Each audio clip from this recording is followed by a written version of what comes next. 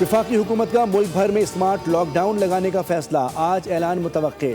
بازار رات 9:30 بجے اور شادی ہال 10 بجے بند ہوں گے۔ تعلیمی اداروں میں ہفتے میں 3 دن آن لائن اور 3 دن فزیکل کلاسز کا امکان۔ سرکاری دفاتر میں 50% آن لائن کام ہوگا۔ پرائیویٹ دفاتر میں بھی 50% آن لائن ورکنگ شروع کرنے کی ہدایت متوقع۔ سرکاری گاڑیوں کے نجی استعمال پر مکمل پابندی ہوگی۔ خلاف ورزی پر 3 ماہ فیول ریکوری اور گاڑی ضبطگی کا امکان۔ پراپرٹی اور گاڑیوں کی خرید و فروخت پر 5% ٹیکس بڑھانے کی تجویز۔ انٹرنیٹ اور ٹیلی فون ٹیکس میں 2.5% کمی کا امکان۔ ٹول ٹیکس میں 50 روپے اضافے اور ریلوے ٹکٹوں میں 15% رعایت دینے کی تجویز دی گئی ہے۔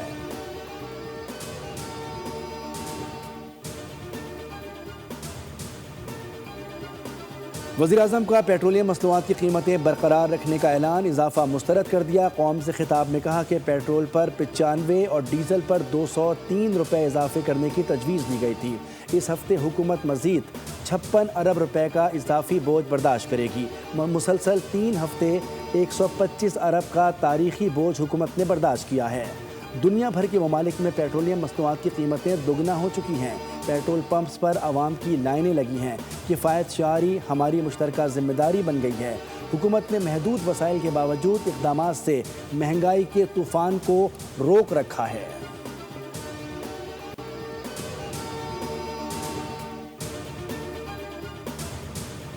ایران کا امریکی اڈوں اور اسرائیل پر میزائل اور ملٹی وار ہیڈ ہتھیاروں سے حملہ۔ اسرائیلی شہر اشدود میں آئل اسٹوریج ٹینک اور ڈپو کو نشانہ بنایا۔ حیفا میں بحری اور ایندھن کی تنصیبات پر حملہ۔ کلسٹر میزائل سے تل ابیب کے کئی علاقوں کو نقصانات۔ مقبوضہ علاقوں میں ڈرون سے اسرائیلی حکومت کے متعدد حساس مقامات کو نشانہ بنایا گیا۔ حزب اللہ نے بھی اسرائیل پر راکٹ حملے تیز کر دیے۔ لبنان میں اسرائیلی فوجیوں کو گائیڈڈ میزائلوں سے نشانہ بنایا۔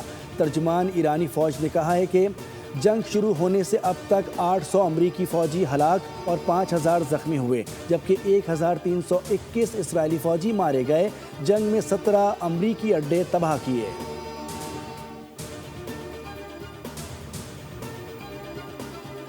مذاکرات میں پیش رفت کے باوجود امریکہ اور اسرائیل کی جارحیت جاری۔ ایران کے خلاف حملوں میں مزید شدت آ گئی۔ اصفہان میں رہائشی عمارتوں پر بارود برسا دیا۔ 26 افراد لقمہ اجل بن گئے۔ شہداء میں 7 بچے اور 7 خواتین بھی شامل ہیں۔ قم میں بھی وحشیانہ بمباری، 3 گھروں پر فضائی حملے میں 6 افراد شہید، متعدد زخمی ہو گئے۔ تہران میں متعدد عمارتیں تباہ، کئی افراد ملبے تلے دب گئے۔ تبریز، ارومیہ، کرچ سمیت دیگر مقامات کو بھی نشانہ بنایا گیا۔ 4 ہفتوں سے جاری جنگ میں 1937 ایرانی جام شہادت نوش کر چکے، 20,000 سے زائد زخمی ہیں۔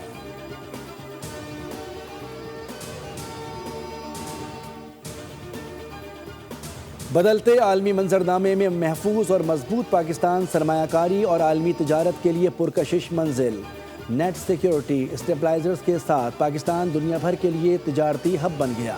کراچی پورٹ، پورٹ قاسم اور گوادر پورٹ سمیت پاکستانی بندرگاہوں پر سرگرمیوں میں تاریخی اضافہ ریکارڈ۔ دی پاکستان انڈیکس کے مطابق گزشتہ 24 دنوں میں کراچی پورٹ پر ٹرانس شپمنٹ میں زبردست اضافہ ہوا، جو پورے سال کے برابر ہے۔ کراچی پورے پورٹ پر سال 2025 میں تقریباً 8300 کنٹینرز لگے، جبکہ صرف 24 دنوں میں 8313 کنٹینرز کے برابر مال پہنچا۔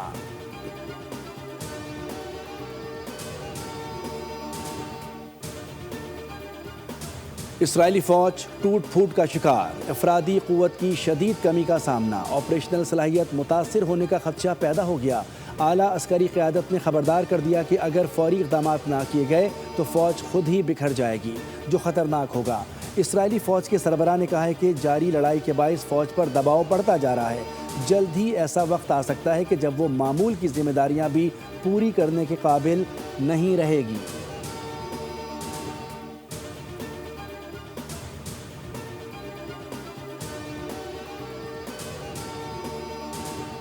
پاکستان سپر لیگ 11 ایڈیشن کے دوسرے میچ میں کراچی کنگز نے کوئٹہ گلیڈیٹرز کو 14 رنز سے شکست دے دی۔ کراچی کنگز کے 182 رنز کے ہدف کے تعاقب میں گلیڈیٹرز کی ٹیم مقررہ اوورز میں 7 وکٹوں کے نقصان پر 167 رنز بنا سکی۔ English all rounder Moeen Ali نے 29 گیندوں پر 4 چوکوں اور 3 چھکوں کی مدد سے 48 رنز ناٹ آؤٹ بنائے۔ کپتان ڈیوڈ وارنر نے 35 اور مرزا سعد بیگ نے 30 رنز کی اننگ کھیلی۔ کوئٹہ کے اوپنر سعود شکیل اور شامل حسین نے 79 رنز کا اچھا آغاز فراہم کیا۔ شامل حسین نے 24 گیندوں پر 52 رنز کی جارحانہ اننگ کھیلی اور سعود شکیل نے 33 رنز بنائے۔ حسن علی نے 27 رنز کے عوض 4 وکٹیں حاصل کی۔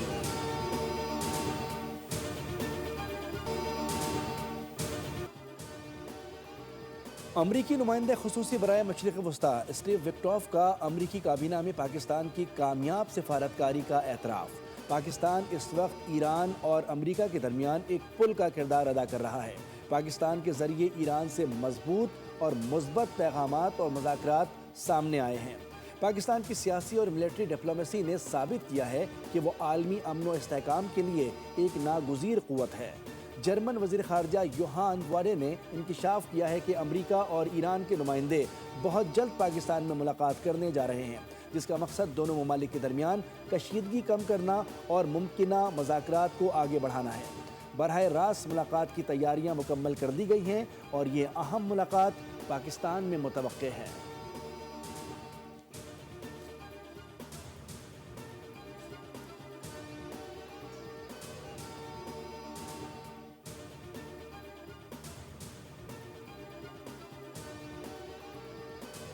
امریکہ اور اسرائیل کے تعلقات میں کشیدگی سامنے آ گئی ہے۔ امریکی میڈیا کے مطابق امریکی نائب صدر جے ڈی وینس اور اسرائیلی وزیر اعظم نیتن یاہو کے درمیان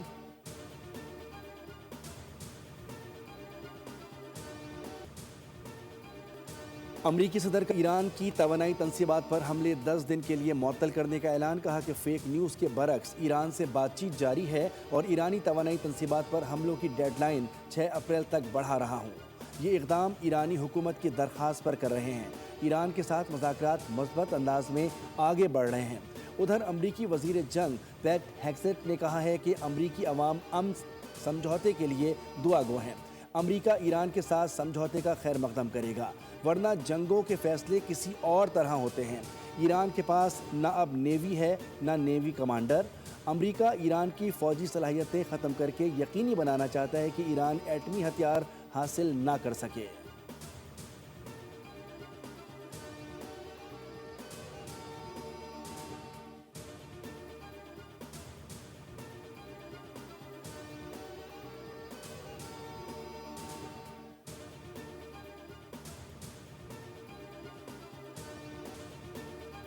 ایرانی صدر مسعود پزشکیان کا تہران میں گروسری اسٹورز کا اچانک دورہ، اشیاء ضروریہ کی فراہمی اور قیمتوں کا جائزہ لیا، شہریوں سے حال احوال دریافت کیا۔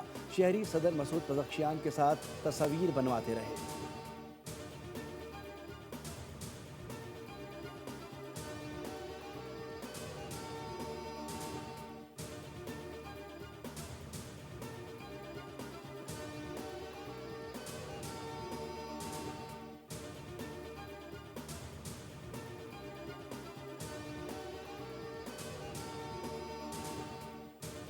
ہر چیز تباہ ہو گئی ہے مگر کوئی بھی ملک اسرائیل کا ساتھ دینے کے لیے تیار نہیں۔ حزب اللہ کے ہاتھوں تباہی کا ذکر کرتے ہوئے اسرائیلی میئر زارو قطار رو پڑا۔ کہا حزب اللہ جیت گئی۔ غصے میں بھرے اسرائیلی میئر نے حقیقت ظاہر کر دی۔ میئر کا مغربی ممالک کو پیغام، کہا کہ تسلیم کرو کہ تم اس صورتحال سے نمٹ نہیں سکتے۔ اسرائیل کا ایک شہر صفحہ ہستی سے مٹ چکا ہے۔ کیرات سمونا کے میئر نے بھی حکومت کو سخت تنقید کا نشانہ بناتے ہوئے کہا کہ شہر تیزی سے خالی ہو رہا ہے۔